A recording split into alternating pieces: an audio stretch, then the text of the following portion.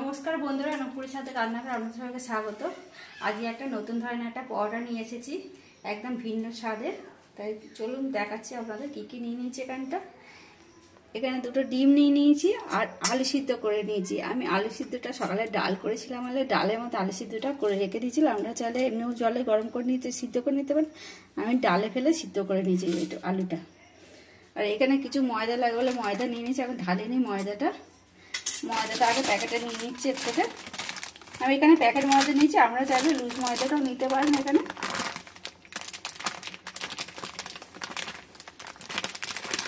আমি এখানে অল্প করে ময়দা নিয়ে নিচ্ছি, বেশ সামান্য অল্প করে নুন দিয়ে দেবো। এতে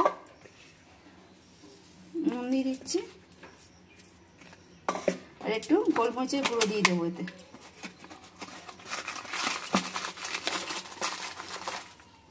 আমি এখানে 1 চামচের মতন গোলমরিচের গুঁড়ো নিয়েছি, দিয়ে দিচ্ছি। এতে দিয়ে একটু ভালো করে মাখিয়ে নিচ্ছি। গোলমরিচটা নুনটা ভালোভাবে ময়দার সাথে একটু মাখিয়ে নিলাম।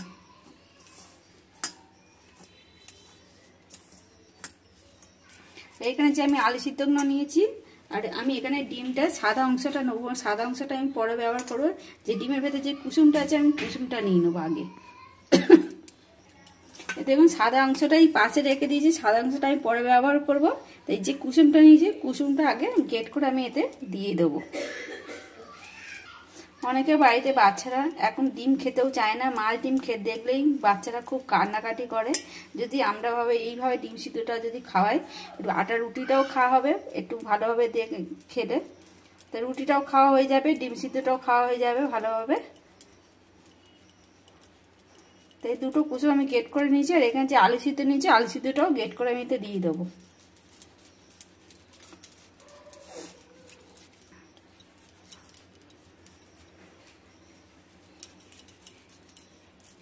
আমি আলু সিদ্ধটা আর কুসুমটা ভালোভাবে গ্রেট করে নিয়েছি এতে। এবার একটুখানি মাখিয়ে নেবো ভালোভাবে। যেরকমভাবে আটা মণ্ডপ তৈরি করা হয় সেরকমভাবেই আমি মণ্ডপটা করে নেবো আটা। দেখুন আলুটা যে কুসুমটা আমি গ্রেট করে নিয়েছিলাম ভালো করে ময়দার সাথে মাখিয়ে নিয়েছি। ময়দার এটা ভালো করে মাখানো হয়ে গেছে, দেখুন ডেলা হয়ে যাচ্ছে, দেখেছে? তার মানে এরকমভাবে করতে হবে। আর আমি এখানে একটা বড় সাইজের আলু কেটে নিয়েছিলাম। তা আপনার চাইলে ছোটো আলু হলে দুটো নেবেন কেন, আর বড় আলু হলে একটা হলেই হয়ে যাবে মাখানোটা। আর আমি এখানে 500 থেকে একটু কম ময়দাটা নিয়েছি। এবার একটু সামান্য জল দিয়ে মেখে নেবো ময়দাটা ভালোভাবে। খুব পাতলা করব না আর খুব শক্ত করব না। যেটা আমরা লুচি পরোটাও যেরকমভাবে আটা মাখি সেরকমভাবেই মাখতে হবে এই জিনিসটা।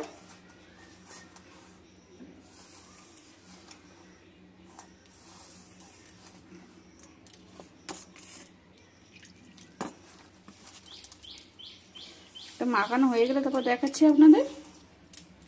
ময়দাটা দেখুন আমি ভালো করে মেখে নিয়েছি একদম। এই দেখুন খুব যে নরম হয়নি আর খুব পাতলাও হয়নি, জিনিসটা একদম ভালোভাবে মাখা হয়ে গেছে। এবার অল্প করে একটুখানি তেল মাখাবো। ওটাই একদম অল্প উপকরণে জিনিসটা খুবই খেতে ভালো লাগে, আর বুঝতেই পারবে না যে এটা ডিম দিয়ে করা হচ্ছে। বাচ্চারা ভাববে নাকি এটা পরোটা খাচ্ছি।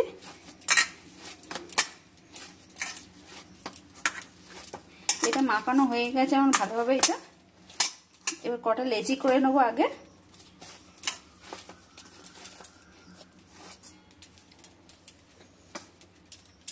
আমি পরোটাটা একটু মোটা মোটা ধরনের করব, খুব যে পাতলা জিনিসটা করব না। এই যে দেখুন এরকমভাবে সাইজ নিয়ে রাখছি, এই যে বাটির মধ্যে রেখে দিচ্ছি সাইজে।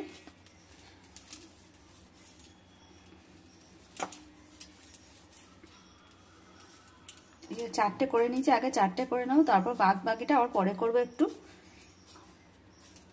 আর আমি এখানে পাশে রেখে দিচ্ছি এটা। এবার ডিমটা যে সাদা অংশটা আমি গ্রেট করে নিয়েছি পুরোটা এখানটা মিহি করে। এবার সামান্য অল্প করে একটুখানি গোলমরিচ দিয়ে দেবো এতে,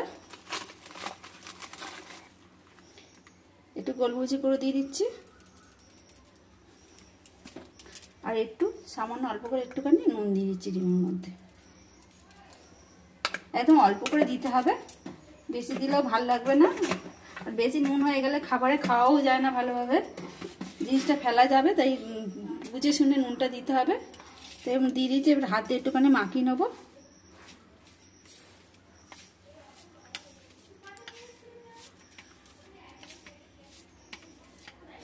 এবার ভালো করে মাখিয়ে নিয়েছি এটা। আমি এবার একটু হাতটা ধুয়ে নিচ্ছি। আমি একটা লেচি গোল করে নিয়েছি হাতের মধ্যে। এবার হাতে একটু ময়দা দিয়ে নেবো আগে। দেখতে পাচ্ছেন ভালোভাবে একটু লেচিটা গোল করে নিতে হবে। এবার দু হাতে ভালো করে একটু ময়দাটা লাগিয়ে নিতে হবে। একটু আটার মধ্যে একটু ভালো করে লাগিয়ে নিতে হবে ময়দাটা। লাগিয়ে এবার একটা বাটি করে নিতে হবে, যেরকম আমরা পিঠে যেরকম করি পুর ভরি সেরকমভাবে ধরনের বাটিটা তৈরি করে নিতে হবে।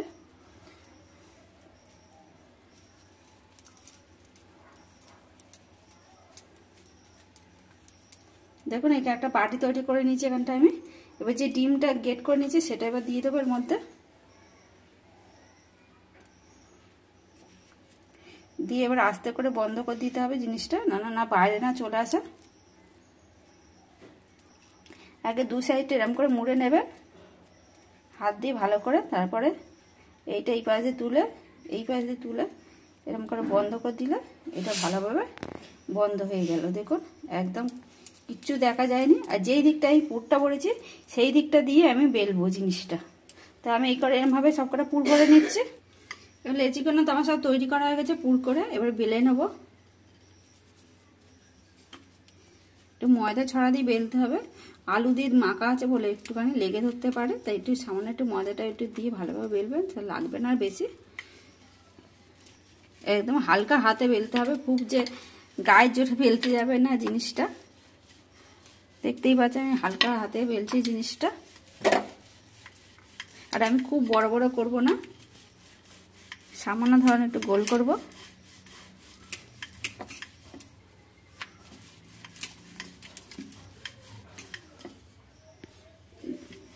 দেখুন খুব বড় করিনি জিনিসটা। আর এই দেখুন মোটাটা বলে এরমভাবে থাকবে জিনিসটা, তাহলে খেতে ভালো হবে। পরোটাটা ভালোও শিখে যাবে আর ভেঙেও যাবে না জিনিসটা, আর কেটেও যাবে না। তা আমি এখানে সবকটাই তো বেলে নিয়েছি আগে থেকে, তাই একটা আপনাদের বেলে দেখালাম। এবার আমি গ্যাসটা জ্বেলে দেবো। এখানে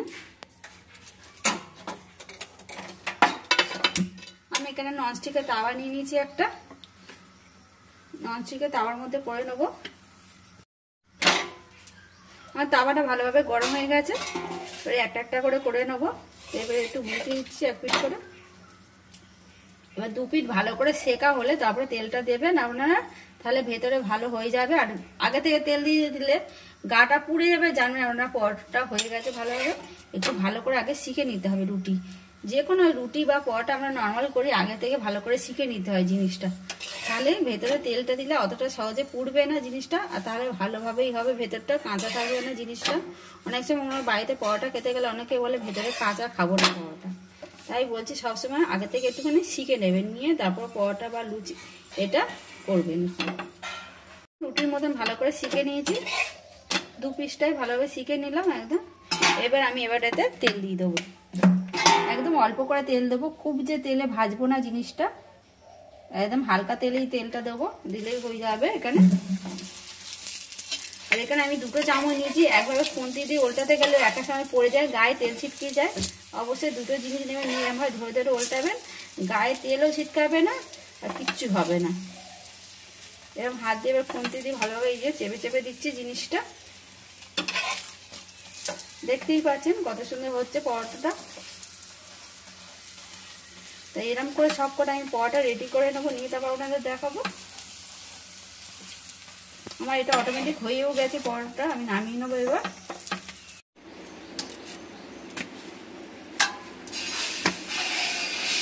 পরোটার মধ্যে ভালোভাবে ভাজা হয়ে গেছে পুরোটা ভালোভাবে। আর এইটা আমি কেটে দেখাবো পরোটাটার ভিতরে কত সুন্দর হয়েছে। দেখুন এটা গরম, এটা জিনিসটা একদম ভেতরে পুরটা ভালোভাবে হয়ে গেছে। দেখুন দেখতেই পাচ্ছেন কত সুন্দর দেখতেও লাগছে জিনিসটা। আর পরোটা এত নরম হয়েছে কি বলবো, খেতেও ভালো। আর এই পরোটাটা আপনারা সবজি বা কোনো ডাল বা আলুর তরকারি দিয়েও খেতে পারেন, ভাত চাটনি দিয়েও খেতে পারেন, জিনিসটা খুবই ভালো লাগবে। আমি অন্য জিনিস দেখালাম না, শুধু পরোটাটা করে দেখালাম। আমার যদি এই ডিম ফুল ভরা পরোটাটা যদি আপনাদের ভালো লাগে অবশ্যই কমেন্ট করে জানাবেন, আর ভালো লাগলে লাইক শেয়ার করে দেবেন। আর এরা নতুন নতুন রেসিপি পেতে আমার যদি সাবস্ক্রাইব করে পাশে বেল আইকন প্রেস করে দেবেন। আবার নতুন রেসিপি নিয়ে পরের ভিডিওতে দেখাবেন।